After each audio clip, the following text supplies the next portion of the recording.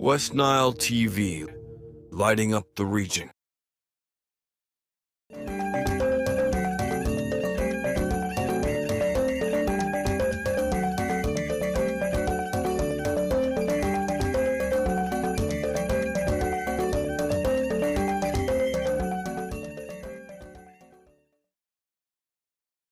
Motri de Sheng Martin Janen West Nile TV akal nambanga kutagalo urmi de Sheng Martin mabinu samarom kubang Sheng mapodwa shi de la mazongo bila madongo binu kumae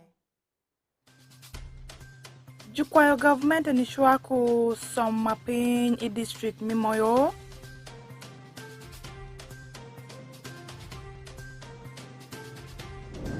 Juruwot mi shutundu ya durami Kampala ni kwiru ni ndupa sadeni remu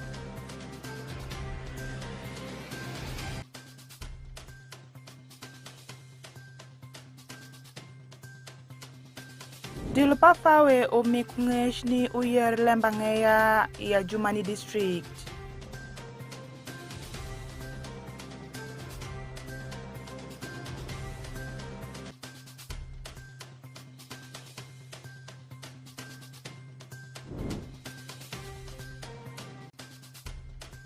Jukwayo government ni shwaku som mapin I district mimoyo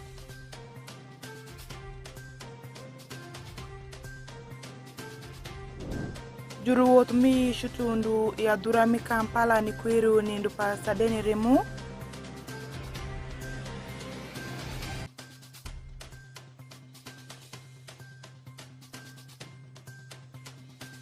Dilupa fawe o mikungesh ni uyer LEMB ANGEYA ya Jumani district.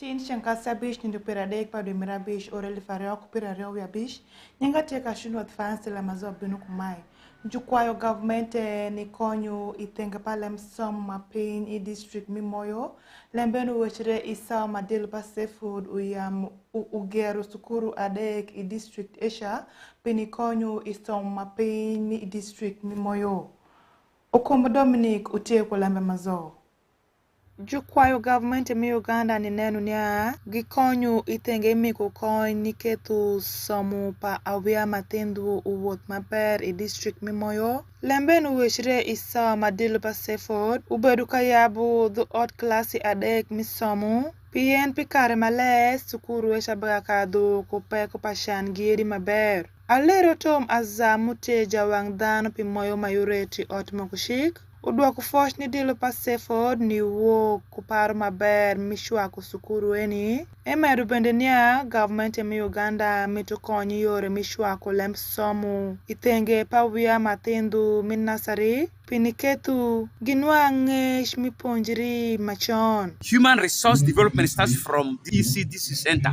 So really, once again, I want to thank the government, I want to thank the community for partnering and making sure that this center is here. So that you can be able to start harnessing the hidden, potential of this child from this center for, holistic development. This is where human resource development starts from.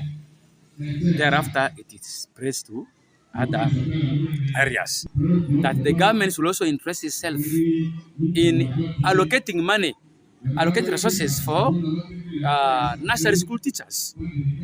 Ocean Godwin Mutie project officer unyutu kamaleng kite magitiu kudu iteyu migedi eni man kulwak danu mikabedu esha niketu gedi neshungi. In this program, we work with the community, and in the process of working with the community is in charge of the local project management.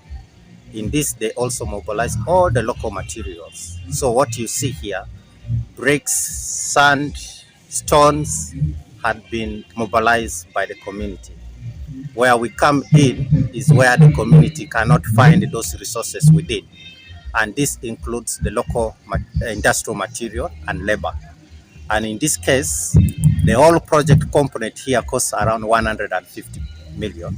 Dulu Samuel Mute Jawikom Otade Kite Jagomi Otse Uweshu Iparo Pare Mikushwa Kitenge Pasomu Pa Awia Manang Podi Oru Megitindu Piretek Piene Ketu Ginwangu Rieku Ma Oru Megitindu Gam Ketu Giberu Kudanyi Maber Man Gitimu Maberi Sukuru. So I think once a similar structure is put in other locations, it will greatly improve enrollment in primary education and also in outside education. It has so many good impact around the community. In terms of employment, of course, the number of teachers employed has also increased. Asa Charles Muteja wikom ot manenu dikri pajuru nyodu isukuru mi eremi nasari ku primary unyutu kamaleng niya mapodi dilu pa sefod obinungo ni chwa ku sukuru eni gikadu ipeku mapol ku dikri pajuru nyodu mi sukuru eni pien gedi mi sukuru ne berungo maber. We are suffering because we did not have proper shade for our children, no sitting place for our children. At times we could be chased away by the rain. With that challenge, we came up with a plan. We made a shade, roofing with the papyrus mat, with some mats for them to sit. That's how we have been moving. Irashan Irene Mutie Jagwaka Wia Misukuru mi eremi parents nursery school uwoshu bendeni ageberu kupeko pashan klase misomu jam tugu pa awia sukuru jam bedu re edwa kufosh ni dilu pa sefo ni wo kamaleng ni miku shuwak ni sukuru eni. Well, before we had a lot of challenges. One is we don't have our own block. Then we thank God much so that Seford came in. Then they have constructed us 3 classroom block, then one office and one store. I think now our problem of no block has been solved. Seford utie dilo matenirengo ikum governmente Matiu i West Nile i district matungtung manuwo kuparo mishwaku sukuru kutenge matungtung i district mimoyo wang mapol nikonyu itenge misomo pa awia maoru megitendu kashundwa tfansi okumu Dominic West Nile TV LEMB ANGEYA. Foshni como Dominic Penikelo ala maisha juru wotu mi shkodi madi West Nile Diocese utundi adurami Kampala maber manda orundu pirarewi abumwen pa dimirabish oreli farioko pirarewi abish magishidu ni kuirundu pasadeni remumbedinda dek pa dimirabu siel givutu i St. Luke Church of Uganda tinda manwangre ya adurami Kampala. Alfred Jawo kukelu LEMB mazo. Joro wotu miich daka ngwen kupira rawia dek moa kodi adura mi West Nile gidaro pinitundi Kampala chala chal mikin wotu migi ni chidi na mugongo kumgiyo bere pinikwiru Josaden Remo ininda dek pa dimirab siel oruma eni ni woro jo marom pia ngwen ya beach maju neguge itwero pa kabaka mwanga kini misawa biro daka pira dek joro wotu ene gijolo St. Luke Church of Uganda tinda muti adura mi Kampala Sande dugira achel mikin jiro wotuma eni wacho niya ya Josaden Remo pegitek kom kubu wat mikin gikrut mongo. I am glad and happy, excited at St. Luke Tinda to report to all the Christians who are way back home in Madi West Nile and Nebi that all our foot pilgrims have reached safely here in St. Luke. Dugira medo kamaleng niya ya Diocese Ariel mikin gutene bi komadi ku West Nile Diocese gichak wotu mutingu linda paradek wotu miyu yich maka gobor penye kilomita daka beach kupira bora. We thank God for your prayers. We thank God for your material support. They are in high spirit. We have really seen the Lord's hand. Looking at the distance from Madi West Nile, Nebi up to Kampala, and no one has fallen sick. It is God's hand indeed. Praise the living God. Bernard Anguzum jawi kon mi yot kom en yutandania ya jiru wotu enene gituch maleng la bongo lembe moko musendo gewanga yo itenge mi yot kom. Your attention information about the health care of my pilgrims. They are doing well. They are very strong, and they have received all the medical services that we could provide.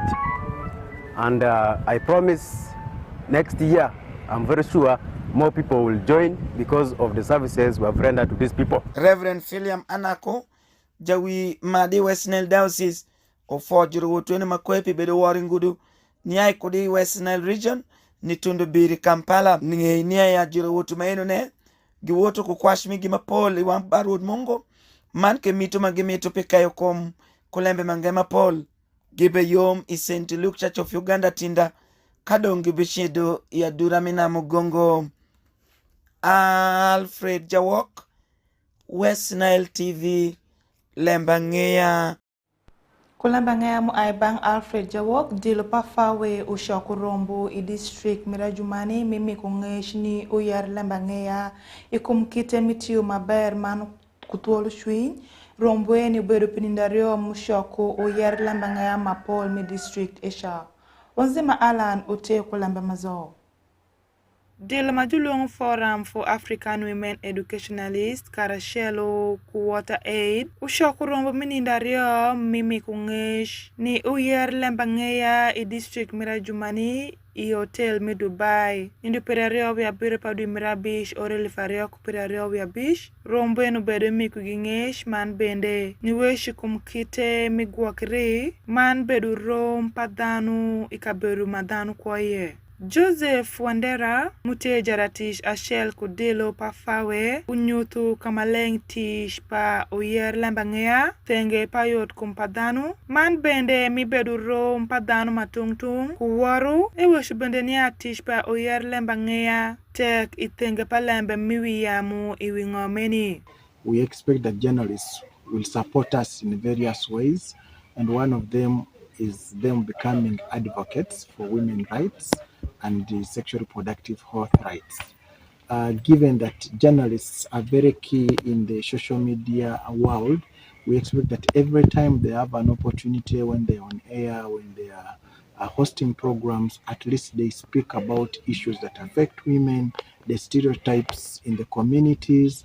And at the end of it all, we want to request you as journalists that you foster, you advocate for gender equity and equality, but also issues of sexual reproductive health rights. Bazio Dorin, Mute Karani, Maneno Lembuesh Miwiyamu I District Mirajumani, Udwa Kufosh ni dilo pafawe ni shoku rombo menindu ario eni, Ega meluongu uyer LEMB ANGEYA District Esha ni neno niya gitiu kungesh maginwangu eni maber, Man bende gipoke ni dana monwango kare mi bedi rombo ne.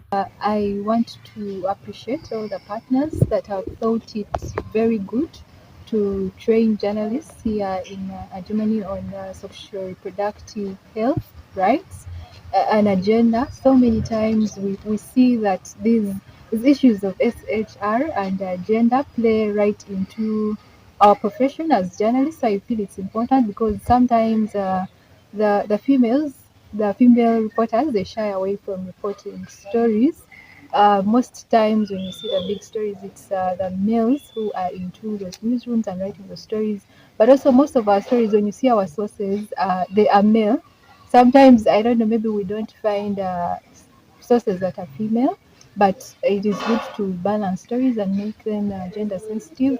On the training, I want to rally journalists to take this training very seriously, and not just for the project, but it should be something that pushes us to use our talents to advocate. We work on many media spaces, and we can use these platforms to advocate on SRHR, but also talk about the gender issues that we... Tabanda tapita muteja wanja wingompi district Mirajumani. Uweshu kamaleng niya uyar LEMB ANGEYA eni gishigi uwesh lembe maginwangu irombo eni iwiyamu man bende giti kungesh ni tundu iyanyim.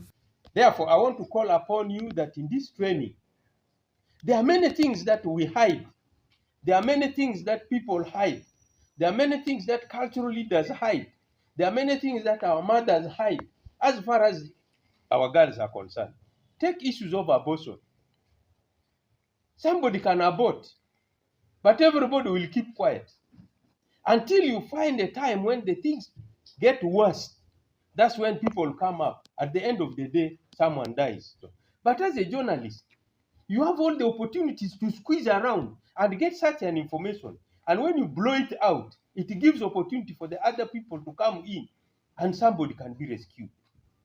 Therefore, I want you to be very keen to see how we can rescue such young girls who can die because of Utie wang mirario madilo pafawe uwo kuyub mimi kungesh mandiru ni uyer Lemb Angeya I district mira jumani kashun wat fancy onzima Alan West Nile TV Lemb Angeya Lemb Angeya mo ay banguzima Alan watunda jiki pa Lemb Angeya midishing matin mabinu samarom adwak for sharing ati mteka na West Nile TV ningate kashun wat fancy imedirika na West Nile TV kuyub mapol mbinu wing Charles Street Talk Wiso time movie time shuku man Nile cast mabinu sawa shell miruthieno ido giri maber